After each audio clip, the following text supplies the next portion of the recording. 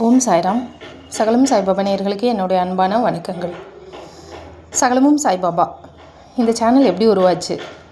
இதுக்கு பின்னாடி ஏதாவது கண்டிப்பாக ஒரு ஸ்டோரி இருக்கணுமே. இதை நிறைய பேர் ரொம்ப நாளாக கேட்டுக்கிட்டே இருந்திருக்கீங்க. பல வருஷமாக வந்த ரிக்வெஸ்ட்டு தான். நானும் இது என்னன்னு தெரில, இப்போ கொடுக்கலான்னு கொடுக்காமையே விட்டுட்டேன். அதை தான் இன்றைக்கி வீடியோவில் பார்க்க போகிறோம். வீடியோ இன்ட்ரெஸ்டிங்காக இருக்கும். ஸ்கிப் பண்ணாமல் முழுசாக பாருங்கள். சேனலை இன்னும் சப்ஸ்கிரைப் பண்ணலைன்னா பண்ணிக்கோங்க. வீடியோவை லைக் பண்ணிவிட்டு இப்போ நம்ம வீடியோக்குள்ளே போகலாமா? வணக்கம். இது சகலமும் சாய்பாபா.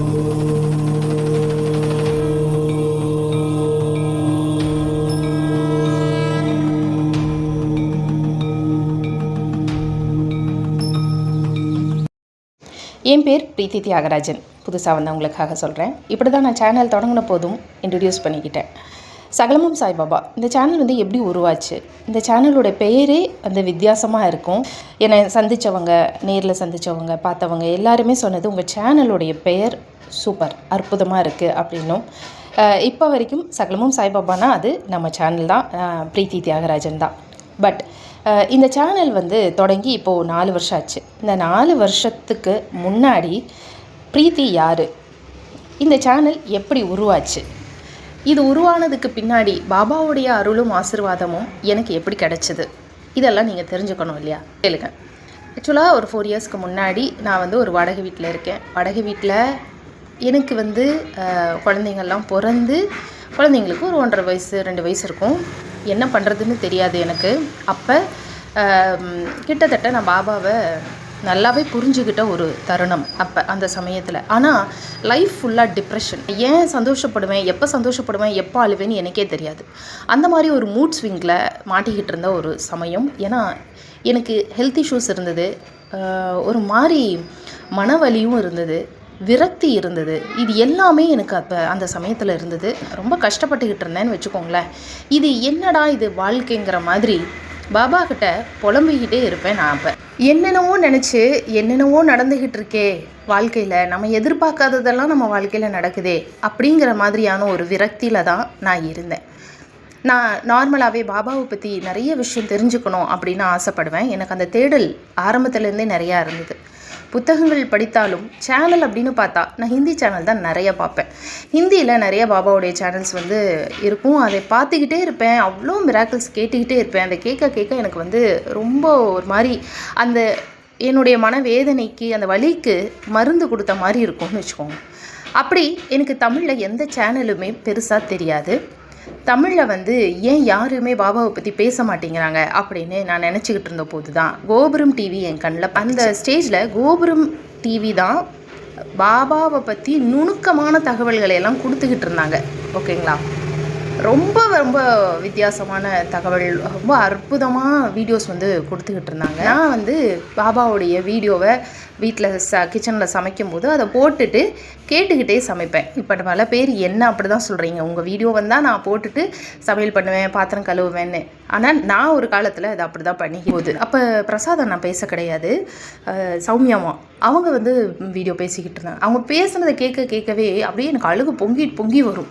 கண்ட்ரோல் பண்ணிக்கிட்டே நான் சமையல் செய்வேன். இப்படியே போய்கிட்டு இருந்தது. அப்போ நிறைய விஷயங்கள், நிறைய அற்புதங்கள் அந்த சேனலில் சொல்லிக்கிட்டு இருந்த அற்புதங்கள் எல்லாமே நிறைய விஷயங்கள் எனக்கு ரிலேட் ஆச்சு. ஆஹா, இந்த மாதிரி என் வாழ்க்கையிலேயே நடந்திருக்கே, ஆடாடா இந்த மாதிரி எனக்கும் நடந்திருக்கே அப்படின்னு நான் லிஸ்ட் அவுட் பண்ண ஆரம்பித்தா, அதாவது இவ்வளோ அற்புதங்களை இவங்க சொல்கிறாங்களே, அப்போ நம்ம வாழ்க்கையில் பாபா எவ்வளோ பண்ணியிருக்காரு அப்படின்னு ஒரு நாள் நான் உட்காந்து யோசித்து அதை நான் ஒரு டைரி எடுத்து லிஸ்ட் அவுட் பண்ணுறேன். எப்போத்துலேருந்து நம்ம பாபாவை வணங்க ஆரம்பித்த நாள்லேருந்து, எப்படி பாபா கிட்ட போனோம் அப்படிங்கிற நாள்லேருந்து என்னுடைய ப்ரெக்னன்சி வரைக்கும் நான் யோசித்து கணக்கு பண்ணி பார்த்தா லிஸ்ட்டு தாண்டுதுங்க, 30-40 தாண்டுது. அப்போ எனக்கு ரொம்ப ஆச்சரியமாக இருந்தது. இத்தனை அற்புதங்கள் பாபா எனக்கு பண்ணியிருக்காரான்னு எனக்கு அப்போ தாங்க தோணுச்சு. அப்போ தான் நான் அதை ரியலைஸே பண்ணுறேன். இப்போ ஏன் இதை நான் லிஸ்ட் அவுட் பண்ணேன் அப்படின்னா, எனக்கு திடீர்னு தோணுது, இதை நம்ம யாருக்கிட்டையாவது சொல்லலாமா? இவங்க இவ்வளோ அற்புதங்களை சொல்கிறாங்களே, பேசாமல் இவங்களுக்கு இதை சொல்லலாமா அப்படின்னு. ஆனால் அப்படி சொல்லும்போது எதை சொல்கிறதுன்னு எனக்கு தெரியல. எதை சொல்கிறது, இத்தனை இருக்கே, இதுலேருந்து நம்ம எதை சொல்லுவோம், எதை விடுவோம்? கண்டினியூஷனாக போய்கிட்டே இருக்குமே, இது எல்லாத்தையும் உள்வாங்கி யாரால் சொல்ல முடியும்? இப்படியெல்லாம் எனக்கு ஒரு கன்ஃபியூஷன் கடைசியில் ஃபைனலி நான் ஒரு முடிவு பண்ணுறேன். இது எல்லாத்தையும் நாமளே ஒரு சேனலை தொடங்கி ஜனங்களுக்கு சொன்னால் என்ன? இந்த லிஸ்ட்டை பார்க்கும்போது எனக்கு ஒரு புதையலை பார்த்த மாதிரி இருந்தது. இவ்வளோ கஜானா என்கிட்ட இருக்கா, இவ்வளோ சொத்து, இவ்வளோ மணிமணியாக ரத்தினங்கள், பாபாவை பற்றி சொல்கிறதுக்கு இவ்வளோ விஷயங்கள் என்கிட்டயே இருக்கா அப்படின்னு எனக்கு தோணுச்சு. அப்போ இந்த விஷயத்தையெல்லாம் நம்ம ஏன் சொல்லக்கூடாது, நாமளே ஒரு சேனல் தொடங்கி சொன்னால் என்ன அப்படின்னு பார்த்தா எனக்கு எக்கச்சக்க தயக்கம். ஏன்னா எனக்கு பேச வராது.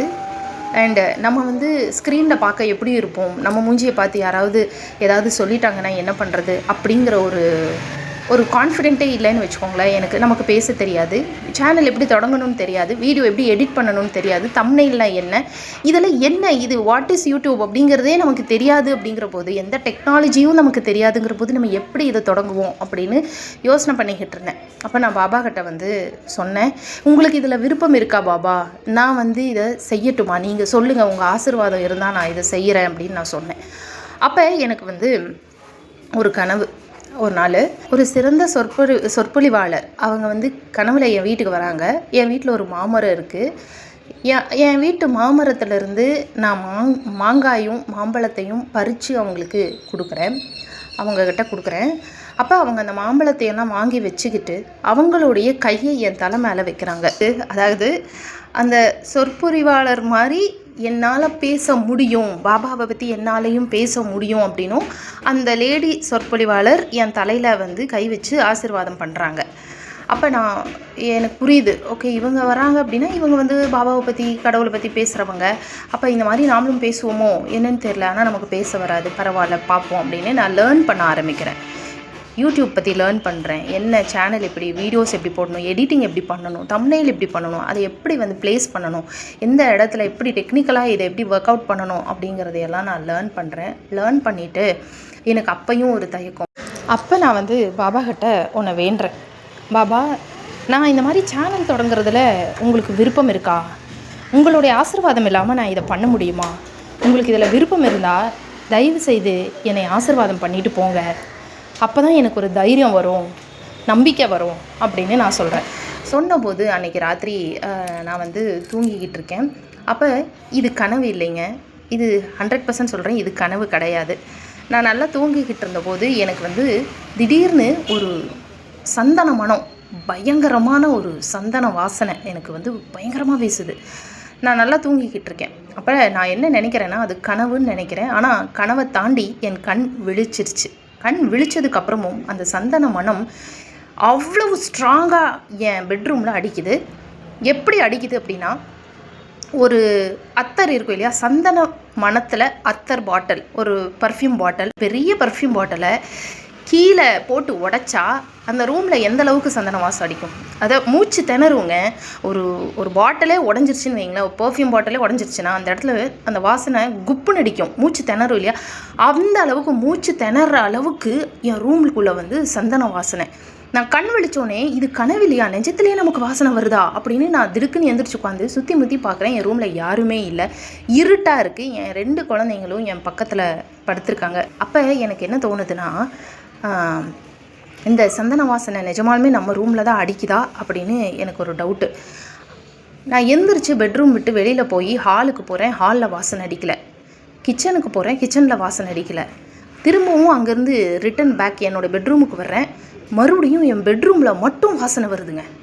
அதாவது அந்த வாசனை இருந்துக்கிட்டே இருக்குது. நார்மலாக நம்ம கண் விழிச்சிட்டோம், நம்ம ரியலைஸ் பண்ணிட்டோன்னா அந்த வாசனை போயிடும். அப்போ என்னடா இது, நான் திரும்பவும் வெளியில் போகிறேன், வெளியில் போனால் வாசனை வரல, திரும்பவும் ரூம் திறந்து பெட்ரூம்குள்ளே வரேன், பெட்ரூம்குள்ளே திரும்ப ஸ்ட்ராங்காக அடிக்குது. ஆனால் எங்கேருந்து அடிக்குதுன்னே என்னால் கண்டுபிடிக்கவே முடியல. அப்போ நான் ரியலைஸ் பண்ணுறேன், என்னுடைய கட்டலுக்கு பின்னாடி தான் சாமி ரூம் இருக்கும். அங்கே ஒரு சின்ன சேர் வச்சுருந்தேன். அப்போ எனக்கு என்ன ரியலைஸ் ஆகுது அப்படின்னா, என்னுடைய மனக்கண்ணில் நான் என்ன கற்பனை பண்ணுறேன்னா, அந்த இடத்துல பாபா உட்காந்துக்கிட்டு இருக்காரு, கஃப்னியோடு உட்காந்துக்கிட்டு இருக்காரு. பாபா உட்காந்துக்கிட்டு இருக்கிறதுனால பாபாவோடைய கஃப்னியிலேருந்து தான் நமக்கு இந்த வாசனை வருதுங்கிறது என்னுடைய மூளை ஆட்டோமேட்டிக்காக ரியலைஸ் பண்ணிக்கிட்டு இருக்கு. அப்போ நான் ரியலைஸ் பண்ணுறேன்னா நீங்கள் யோசிச்சுக்கோங்க, அதை எனக்கு உணர்த்திக்கிட்டு இருக்கிறது பாபா தான். ஏன்னா நான் பெட்ரூமுக்கும் ஹாலுக்கும் கிச்சனுக்கும் வீட்டையே ரவுண்ட் அடிச்சுக்கிட்டு இருக்கேன். அப்போ அவர் என்னென்னா, அங்கிட்டு இங்கிட்டு ஏன் அலையிற, எங்கே ரவுண்ட் அடிச்சுக்கிட்டு இருக்க, இங்கேயே இரு, என்னத்தை தேடிக்கிட்டு இருக்கேன், நான் இங்கே தான் இருக்கேன், உன் பெட்ரூமில் தான் உட்காந்துக்கிட்டு இருக்கேன், அதனால் நீ அங்கேயும் இங்கேயும் அலைஞ்சு போகாத, நான் தான் வந்திருக்கேன் அப்படிங்கிறத எனக்கும் என் மூளைக்கு உணர்த்துறாரு. அப்போ நான் அப்படியே ஸ்டன் ஆகி பேசாமல் உட்காந்துட்டேன். நான் லைட் போடலைங்க, என் பெட்ரூமில் லைட் போடவே இல்லை. ஏன்னா எனக்கு லைட் போட்டால் குழந்தைங்க எந்திரிச்சிருவாங்க அப்படிங்கிறனால நான் லைட்டே போடல. இது எல்லாம் இருட்டில். ஹாலுக்கு வரும்போது ஹாலில் லைட் போடுறேன், கிச்சனுக்கு போய் கிச்சனில் லைட் போடுறேன். ஆனால் பெட்ரூமில் மட்டும் உள்ளே வரும்போது நான் சைலண்ட்டாக சத்தம் இல்லாமல் வரேன், குழந்தைங்க தூங்குறாங்கன்னு இருட்டாகவே இருக்குது. அப்போ நான் என்ன ஆகுறேன்னா அப்படியே ஸ்டன் ஆகி கம்முன்னு உட்காந்துட்டேன். என்னுடைய பாயில் நான் கம்முன்னு உட்காந்துட்டு நான் கண்ணை மூடிட்டு நான் என்ன சொல்கிறேன் பாபா கிட்டேன்னா, பாபா என்னுடைய உணர்வுகள், என்னுடைய ரத்தம் சதை இது எல்லாம் எனக்கு என்ன உணர்த்துதுன்னா, நீங்கள் தான் இங்கே வந்து உட்காந்துருக்கீங்க அப்படிங்கிறது எனக்கு என்னுடைய உணர்வுகள் வந்து எனக்கு உணர்த்திக்கிட்டு இருக்கு. என்னுடைய உடம்பு, என் மனசு, இந்த ரத்தம் இது எல்லாமே எனக்கு, என்னுடைய செல்கள் எல்லாம் எனக்கு அதை தான் சொல்லுது. ஆக நீங்கள் தான் இங்கே வந்து உட்காந்துருக்கீங்க அப்படின்னு நான் நம்பிக்கிட்டு இருக்கேன். நீங்கள் நிஜமாலுமே என் பெட்ரூமில் உட்காந்துருக்கீங்க அப்படின்னா என்னையும் தூங்கிக்கிட்டு இருக்கிற என் குழந்தைங்களையும் ஆசீர்வாதம் பண்ணிட்டு போங்க, எனக்கு வேறு எதுவும் வேண்டாம் அப்படின்னு நான் சொல்லி கண்ணை மூடிட்டு உட்காந்துருக்கேங்க. அடுத்த ஒரு 10 to 15 செகண்ட்ஸில் அந்த வாசனை போயிடுச்சு, டோட்டலாக வேனிஷ் ஆயிடுச்சு. அப்போ என்ன அர்த்தம்? பாபா என்னையும் என் 2 குழந்தைங்களையும் ஆசீர்வாதம் பண்ணிவிட்டு அங்கேருந்து கிளம்பிட்டார். அதனால் எனக்கு அந்த வாசனை வந்து போயிடுச்சு. அப்போ நான் புரிஞ்சுக்கிட்டேன், இன்னும் திடீர்னு ஸ்டாப் ஆயிடுச்சு. அப்போ பாபா வந்து ஆசீர்வாதம் பண்ணிட்டு போயிட்டாரு அப்படின்னு. ஆன் ஸ்பாட்டில் எனக்கு தூக்கம் போயிடுச்சு. ஸோ நான் என்ன பண்ணுறேன்னா, ஒரு மாதிரி உணர்ச்சிகள் எல்லாம் ஒரு மாதிரி ஆகும்ல நமக்கு, அந்த மாதிரி படப்படன்னு ஆகுது. ஸோ அதுலேருந்து வெளியே வர நான் என்ன பண்ணுறேன்னா ஃபோன் எடுக்கிறேன். அப்போ எனக்கு வந்து ஒன்று தோணுது, சேனலுக்கு என்ன பேர் வைக்கலாம் அப்படின்னு தான் நான் வந்து 2 நாளாக குழம்பிக்கிட்டே இருக்கேன். அப்போ எனக்கு என்ன தோணுதுன்னா, நம்ம வாழ்க்கையில் எல்லாமே பாபா தானே நமக்கு.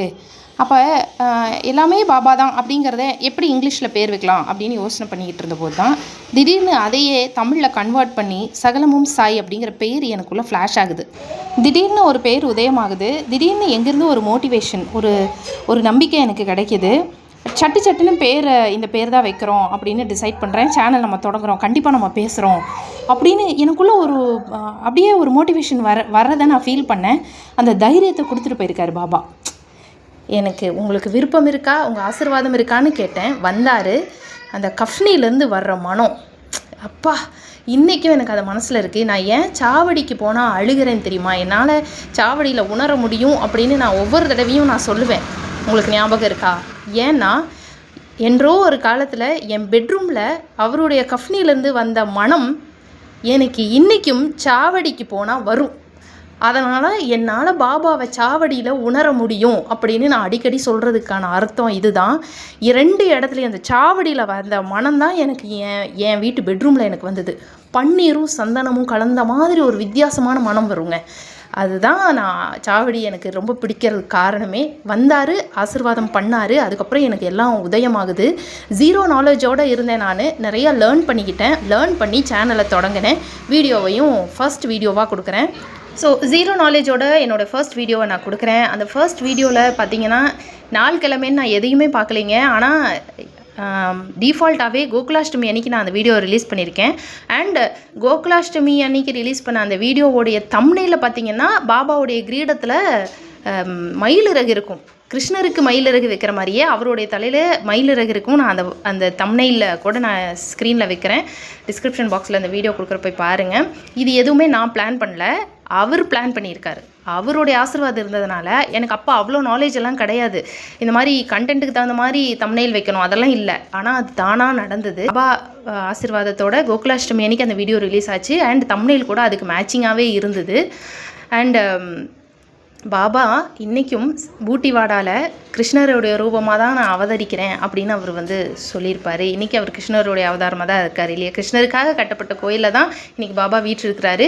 அப்படி அந்த கோகுலாஷ்டமி அன்றைக்கி தான் என் சேனலையும் நான் தொடங்கினேன். அது வந்து பாபாவுடைய ஃபுல் பிளான். அது நான் பிளான் பண்ணல, நான் அனுமானமாக தான் அதை ரிலீஸ் பண்ணேன். அது அந்த அளவுக்கு பாபா கச்சிதமாக அதை பிளான் பண்ணி ஆசீர்வாதம் பண்ணியிருக்காரு. ஆரம்பத்தில் 100-200 வியூஸ் போயிட்டு இருந்தது. திடீர்னு அந்த வீடியோ, அதுக்கப்புறம் நான் கொடுத்த வீடியோ எல்லாம் பயங்கரமாக வியூஸ் போய் நிறைய ஆடியன்ஸை என் பக்கம் இழுத்துச்சு. அதுக்கப்புறம் தான் ப்ரெக்னென்சி சீரீஸ் இதெல்லாம் நான் வந்து சொன்னேன். முகம் காட்டி பேச ஆரம்பித்தேன். அந்த தைரியம்லாம் எனக்கு அப்புறமா தான் வந்தது. அந்த தைரியம் எனக்கு கொடுத்ததே ஆடியன்ஸ் ஆன நீங்கள் எல்லோரும் தான். என்னுடைய சப்ஸ்கிரைபர்ஸ் ஆன நீங்கள் எல்லோரும் அழகழகான கமெண்ட்ஸ் எனக்கு பண்ணி எனக்கு தைரியம் கொடுத்தீங்க. நிறைய பாசிட்டிவ் அண்ட் நெகட்டிவ் கமெண்ட்ஸ் ரெண்டுமே வந்தது. பட் பாசிட்டிவ் தான் எனக்கு நிறையா வந்தது. நெகட்டிவ் கமெண்ட்ஸ் எல்லாம் நான் எப்போவுமே இக்னோர் பண்ணிவிட்டு போய்கிட்டே இருப்பேன். நீங்கள் எல்லோரும் கொடுத்துக்கிட்டு இருந்த லவ் அண்ட் சப்போர்ட் தான் என்னை இவ்வளோ வருஷமாக இது வரைக்கும் என்னை வந்து இழுத்துக்கிட்டு வந்திருக்குன்னு நான் சொல்லுவேன். ஏன்னா உங்களுடைய இந்த பாசிட்டிவான கமெண்ட்ஸ் இல்லாமல், என்கரேஜ்மெண்ட் இல்லாமல் யார் ஒருத்தர்னாலையும் இவ்வளோ தூரம் சஸ்டெயின் பண்ணி வரவே முடியாது. So first of all thank you so much. உங்கள் எல்லாருக்கும் இந்த வீடியோ மூலமாக நன்றிக்கு சொல்லிக்க விரும்புகிறேன். நீங்கள் எல்லோரும் சொல்லுவீங்க உங்கள் வீடியோ இல்லாமல் எங்களுக்கு ரொம்ப டல்லாக இருக்குது, உங்கள் வீடியோ தான் மோட்டிவேஷனாக இருக்குது, ப்ளீஸ் வீடியோ கொடுங்கன்னு. ஆனால் சமயத்தில் நான் துவண்டு போயிருக்கிற சமயத்தில் உங்களோட பாசிட்டிவான அழகான அன்பான வார்த்தைகள் தான் என்ன என்கரேஜ் பண்ணிட்டு இருந்திருக்கு. இத்தனை வருட காலமாக வீடியோ கொடுக்க என்னை வந்து ஊக்குவிச்சுக்கிட்டு இருந்திருக்கு அப்படின்னு நான் இந்த வீடியோவில் பதிவு பண்ண விரும்புகிறேன். இதுதான் சகலம் சாய்பாபாவுடைய ஜேர்னி. இதுதான் ஆரம்பம். இது இனி எவ்வளோ தூரம் பயணிக்கும் அப்படின்னு எனக்கு தெரியலை. பட் இது வரைக்கும் தனி வருடங்காலமாக எனக்கு ஆதரவாக இருந்து எனக்கு இவ்வளோ லவ் அண்ட் சப்போர்ட், இவ்வளோ அன்பையும் ஆதரவையும் மரியாதையையும் எனக்கு தேடி கொடுத்த உங்கள் எல்லோருக்கும் இந்த வீடியோ மூலமா நன்றியை சொல்லிக்கிறேன். நிறைய பேர் சொல்லியிருக்கீங்க எனக்கு உங்கள் சேனல் பாபாவே எங்ககிட்ட பேசுகிறது நீங்கள் இல்லை, பாபா தான். இன்றைக்கி நான் கேட்குற கேள்விக்கு அடுத்த நாள் உங்கள் சேனலில் எனக்கு பதில் வரும், உங்கள் சேனல் மூலமாக தான் பாபா என்கிட்ட பேசிக்கிட்டு இருக்காருன்னு எத்தனையோ பேர் சொல்லும்போது எனக்கு அவ்வளவு சந்தோஷமாக இருக்கும். இப்படி தான் இன்றைக்கி பல இல்லங்களிலும் உள்ளங்களிலும் வெளிநாட்டுகளிலுமே சகலமும் சாய்பாபா ஒழிச்சிக்கிட்டு இருக்கு. பாபாவினுடைய குரலாக பிரீத்தியோடைய குரல் ஒழிச்சிக்கிட்டு இருக்கு அப்படின்னா அதுக்கு முழு காரணமும் பாபா தான். ஆனால் போகிறதுக்கு முன்னாடி ஏன் உங்களுக்கு சகலம் சாய்பாபா பிடிச்சிருக்கு, நீங்கள் எப்போ இருந்து இந்த சேனல் பார்க்குறீங்க, எதனால் பார்க்குறீங்க, சகலம் சாய்பாபா உங்கள் வாழ்க்கையில் என்ன மாற்றத்தை கொண்டு வந்திருக்கு, உங்கள் மனசுக்கு எவ்வளோ நெருக்கமானது அப்படின்னு உங்களோட அபிப்பிராயத்தை மனம் திறந்து இந்த கமெண்ட் பாக்ஸில் கமெண்ட் பண்ணுங்கள். அப்படியே வீடியோவை லைக் பண்ணிவிட்டு ஷேர் பண்ணுங்கள். மீண்டும் நம்ம இன்னொரு வீடியோவில் சந்திக்கலாம். நன்றி, வணக்கம். ஓம் ஸ்ரீ சாயியை பணிக. அனைவருக்கும் சாந்தி நிலவட்டும். ஜெய் சாய்ராம்.